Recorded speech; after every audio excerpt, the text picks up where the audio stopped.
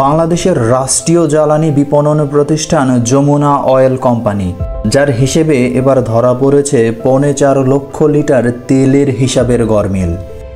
নারায়ণগঞ্জের ফতুল্লা ডিপোর 22 ও 23 নম্বর ট্যাঙ্ক থেকে গায়েব হয়েছে প্রায় 3,75,000 লিটার ডিজেল।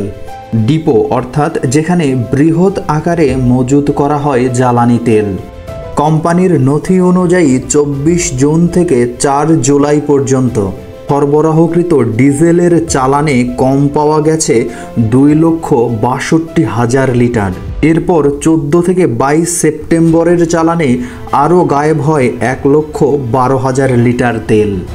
চট্টগ্রামের পতেঙ্গা টার্মিনাল থেকে পাইপ লাইনের মাধ্যমে সরাসরি নারায়ণগঞ্জের ফতুল্লা ডিপোতে তেল আসে, তাই পাইপ লাইনে চুরি সম্ভব নয়।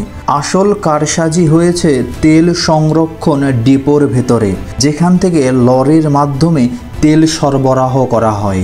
এ ঘটনায় ট্যাঙ্কের সক্ষমতা সনদে বড় ধরনের অনিয়ম ধরা পড়েছে। 2018 সালে 22 নম্বর ট্যাঙ্কের ধারণ ক্ষমতা ছিল 72,66,000 লিটার, কিন্তু 2025 সালের সনদে দেখানো হয়েছে 72,08,000 লিটার, অর্থাৎ 58,000 লিটারের পার্থক্য তৈরি করা হয়েছে কাগজে কলমে।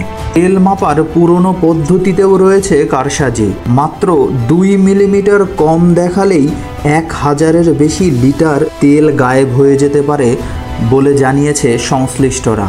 চুরির এই ঘটনায় যমুনা অয়েল কোম্পানি 3 সদস্যের তদন্ত কমিটি গঠন করেছে। কমিটি ডিপো এলাকা পরিদর্শন করেছে এবং আগামী সপ্তাহে প্রতিবেদন জমা দেওয়ার কথা রয়েছে।